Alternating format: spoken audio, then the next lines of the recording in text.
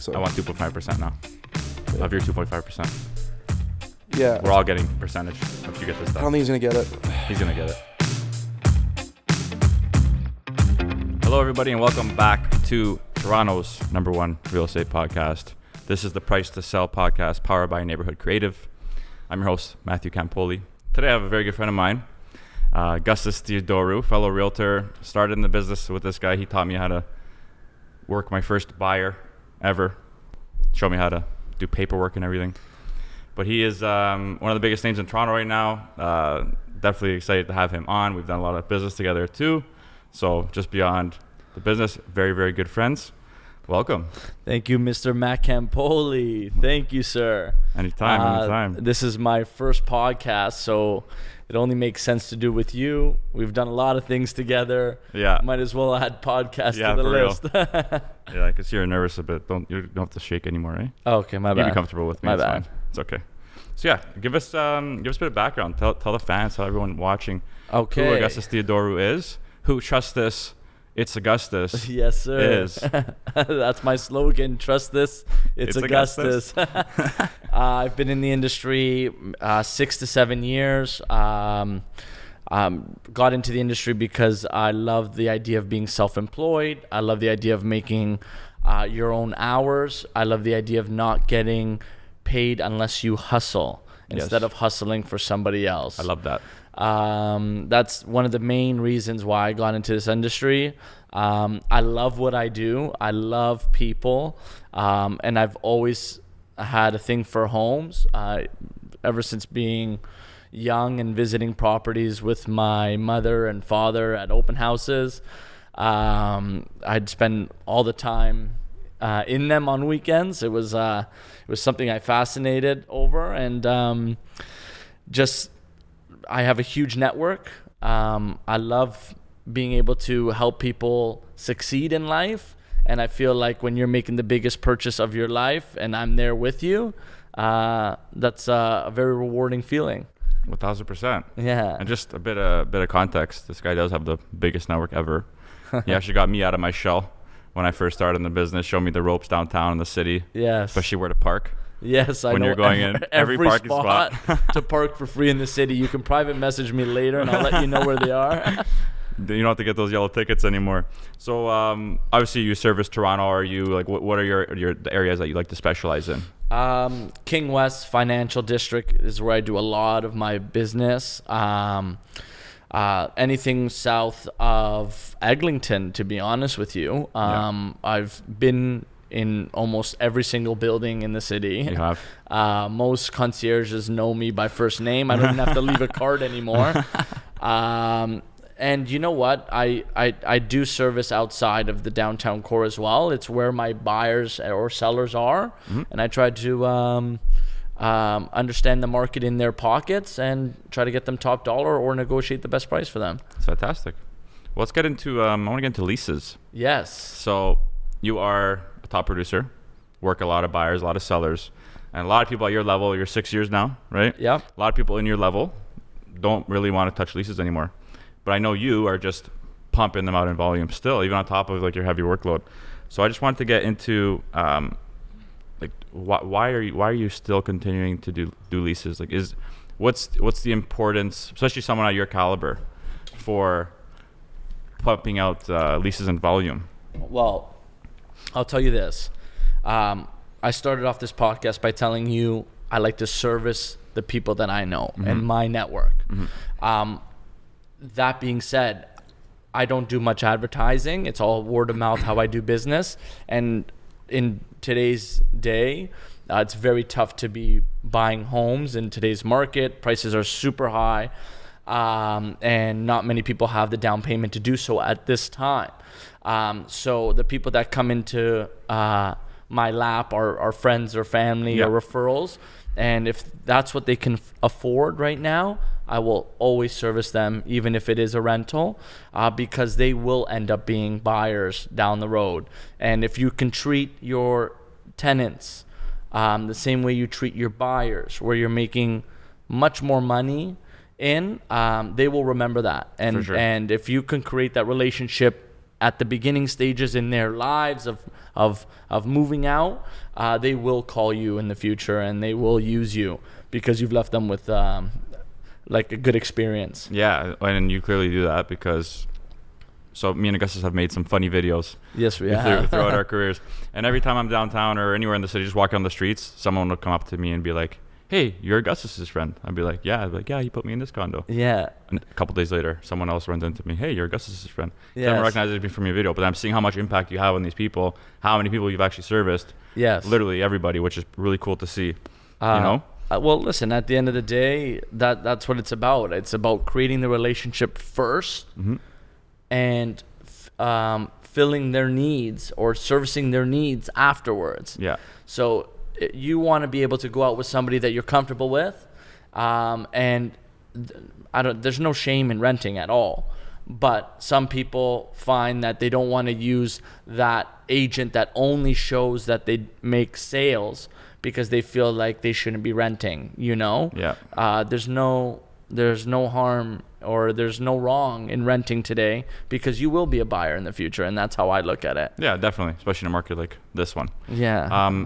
Sidetrack from leases for a second. We're going to get back to that. But a popular inquiry with me, I'm sure you too, other realtors in the business, they're always asking, "Hey, where do you get your leads? Where do you get your business? Are you running ads? Are you flyering? Are you cold calling?" Everyone has a different way of securing new business, new leads. What would you say your most, like, what's your way? What's the Augustus way? Back when places were open, after securing a lease or whatever, I always make an effort to go out with that individual or that couple or those roommates, or those buyers, those sellers afterwards that have nothing to do with real estate. It's about going out, having a drink, grabbing a bite. There's always food in my life, and you know that. Oh, yes. You eat just Food as king. much as I do. I'm surprised he doesn't have a banana on this episode. Yeah, right? Should get one. If you ever seen one of our videos, he's always eating a banana. I always make an effort to put away the real estate agent side of things, and I try to go out with them as people, as friends. Yes. And when you do that, you'll be surprised how they promote you amongst their friends, because they're usually not coming alone. They're usually coming with other people. Yep. And I actually encourage that, to be honest with you. Smart. And next thing you know, we're exchanging my business card, and I'm getting a call down a couple months later. "Hey, I met you. You're Jennifer's friend. You secured the dope spot at 95 Bathurst. Can you help me find a place at 629 King?" Yeah. And that's what it's about. Yeah. I don't market myself other than Instagram. It's just all about being personable with the people that you currently have in front of you. Yes, I agree, which is huge. I do the same thing. Yes, you do. And I think it's you going above and beyond, where you just take them out again, like, you know, for that extra hangout time, whether it's wherever you go to eat, grab a bite, grab a drink. I think that's super important, and most people won't do that because it's like, our deal's done, on to the next. You know what I mean? So people really appreciate that, and then that speaks volumes into how much business you just get from referrals, which is huge. 100%. You know what? Now that you say that, actually, so if I know I'm in a building and I'm just finishing up a showing, or I'm on the same floor of a person that I've put in that building, and I'm with clients, I'll knock on the door of my past client and just say, "Hey, just on your floor in your building, just wanted to say hello. Me and my clients are just having a look. Any feedback on the building?" Yeah. And then all of a sudden, my clients are meeting my ex-client. Yeah. They're talking, showing social proof. Everyone is having, we're all having a chat, and then we go on our way. And then that ex-client feels super happy that I didn't forget about them. Yep. I remembered their unit. I remembered the building that they were in. And then we start talking again. Yep. I think it even adds a level of comfort too. It does. For the new client. Definitely. Seeing, especially if it's a good experience from the past client, even now a familiar face when they move in. Yes. See him in the elevator. Hey, yes. Augustus got it done. Yes. You know? It's, you know what? You'll be surprised. Yes, I have a huge network. Not everybody opens up to different people all the time. Yeah, and everyone has their own strengths. Everyone has their own strengths. And you know what? Sometimes that connection I make, they end up becoming friends. Yeah. Because that person now has somebody they've broke ice with in the building. Yeah. And you catch them hanging out afterwards. So it's pretty cool. I'm happy to be a part of that for sure. Yeah, that's awesome. I love hearing these things.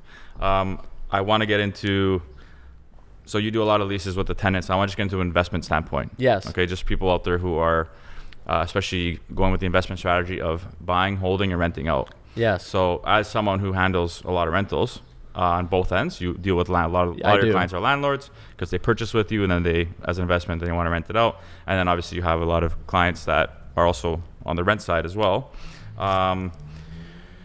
What advice would you give someone as a first-time home buyer looking to buy a long-term hold property to potentially rent out? Like, what would be maybe top 3 to 5 things to want to know prior? Okay, so meaning if want to know prior to locking in a purchase. Locking in a purchase for rent. Rent. Okay, location is key. Mm-hmm. Location is number one. You tend to see in the areas, for example, downtown that were affected the hardest were surrounding the business buildings. So like off of Yonge, off of Bay, Yonge and Bloor, those areas got hit the hardest for rents because now that COVID has come into play, a lot of people can work from home. Exactly. Yep. So I think location is number one as a buyer looking for a rental property. Yep. Here's some insight. By the water, didn't get affected much. Very demanding. Like a lot of my rents in 2021 have been off of 33 Bay, a 16-18 Harbor, Yeah. 12 Yonge. Yeah. All those buildings there attracted a lot of tenants during these times. And what does that mean? It means competitiveness, means more than one offer when you're listing a property for rent, which means you get to filter that tenant. And then yeah, that's honestly probably the best thing is location. When receiving offers, maybe to help you with your next question is, you should be receiving, as a landlord, IDs. Yep. You should ask the question if they are Canadian citizens or not. If they're primary residents, when does that expire or any of that?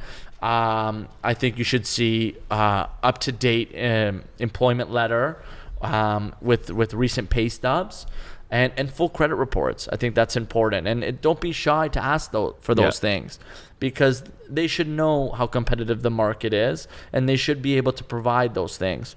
And maybe some insight or advice to the agents out there, to better your chances of your tenant getting accepted, put a little bio about them. Yeah, which is huge. Because I learned that from you. Yeah. You don't. I don't know your clients. Exactly. You know your clients. So when you're presenting an offer, don't just say, "Please see attached." Irrevocable until then. Yeah. No. Yeah. Give me some detail, because it shows me that you don't know your client. So that's some advice for anyone that is representing tenants during these times. Go that extra mile. For sure. More documents, the better. Yeah. And I believe in maybe an in-person meeting. Yeah, that's huge. If you can go through that, because that's huge. When you're looking at an idea of a person, right? And it's really hard to gauge, like, how is this person? How is their personality? You know, what are they into? Are they, going to destroy my place? Yeah. Their credit could be fantastic, but they could be terrible tenants. Yeah, 100%. Right? So do you have any special strategies you use when helping your landlords filter, or for anyone out there who's, just bought a house and wants to rent it out, looking for a tenant? Like, what advice would you give them? Like, what are the things to just look out for prospective tenant? What to look out for? Yeah. I think you should definitely get on a call at the very least with your tenant. I think both sides of the table. I think the tenant should want to have a conversation with the landlord as well. Even a Zoom. That leads me to my next question. Especially everyone thinks like the landlord has all the power, but I feel like it's important that a tenant potentially gets a vibe off the landlord too. Correct. Because at the end of the day, it's a relationship that they're about to build. Yeah. And if it's one of those things that's not going to go well, that's not going to be a comfortable year that I agree. Moving forward. Well, one thing that I run into a lot is a lot of these landlords don't even live here. Yes. They're represented by their listing agent, and once the deal's done, they're nowhere to be found. So now that tenant that has issues with the unit is having they can't remedy any of the problems. Yeah. So I think it's very important for a tenant to know who their landlord is. And another issue I have is language barriers. Yes. Yeah, you drop off your first and last month's rent, but after that, there's zero communication. Yep. So I think it's very important for both sides to definitely get on a Zoom call, a phone call, pre-COVID, meet them. Yep. Before any sort of deposit being delivered, and reach out to their references. Yes. Remember, you as a tenant, the references that you're putting on your rental application, they should answer, because that reflects you as a tenant. Yeah. That's who you went out of your way to put this individual or these individuals down that will represent you and speak highly of you. But if they don't answer, you're losing all your chances of securing that lease. Credibility. Yeah. I agree. And one thing I've learned too is if you are a landlord, see if you can get, especially if they've been renting for a while, see if you can call the landlord prior to the one they're currently with. Because obviously the one you're with, or that they're leaving, wants them out. Yeah. And is going to say, speak highly. You're right. Right? We learned that. Just a thought. So if it's good to call the current one that they're with, and if they have the one before. You're right. Because that one has no attachment to them anymore, and they're going to be very truthful about their experience with that tenant. You're right. Matt's right, because at the end of the day, if the issue is if the landlord, their past landlord, is the one with the issue of the tenant, when the next landlord calls, he's going to be like, yeah, great tenant. Yeah. Get him his spot right away. Let him move in right away. So he washes his hands. And then he's on to the next. I need more money. That's it. Actually, one more point other than language barrier is if you know you're securing a lease at probably Toronto's lowest prices for rent, you want to know that landlord is looking for long-term rent. Yeah. Not someone who wants to sell next year and you're stuck finding a new place. For sure. So ask the questions. Definitely. That's important. Very important question. Especially if you're ordering all your furniture and putting stuff on walls and then, hey, sorry, we got to move. We're selling the property. Exactly. That's and the worst feeling in the world. You know these rents are going to bounce back. Oh, yeah. So now you're caught paying $300-400 more than what you secured that rent for last year. Yes. So that's exactly. Well, now we're going to segue into my next part. As we near the end of all my episodes, I'd like to get into the real estate market in general. What's happening? Toronto, it's an insane market right now. It's currently May 2021. We've seen an outrageous beginning to the year, just from November, December. Yeah. Massive shift since then. And I just wanted to get your take on the market. Are we in a bubble?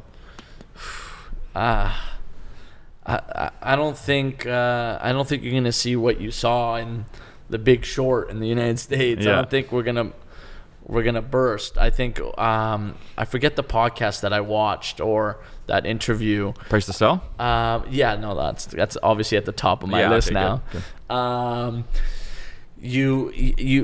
It's hard to burst a bubble when supply doesn't meet the demand. Yeah, 1,000% agree. So when the supply gets more than demand, then that's when you should start to worry. Yeah. But we know, for every house that's on the market, there's 7-8 buyers giving you offers. Yeah. And maybe you don't get offers on that offer date, but your house will sell in under 30 days. Yes. That's traditional real estate.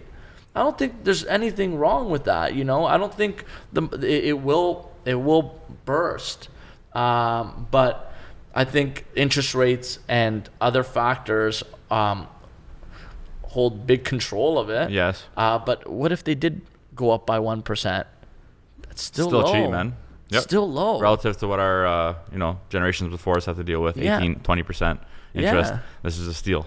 And another thing I always tell my investors or my clients or someone looking to buy is, remember, I forget the number of how many immigrants are coming to Canada each year. That's what Canada's going to do to bounce back from this economic issue we've had with COVID. They're Yes. going to open the borders and allow these immigrants to come to this country.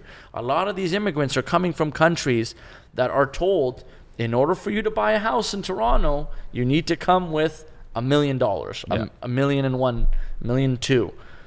These people they're not gonna question that the house was 800 last year. They Yeah. know that today's prices are $1 million. Yeah. And they're gonna have to buy at that if they're looking to buy in the country, in the city.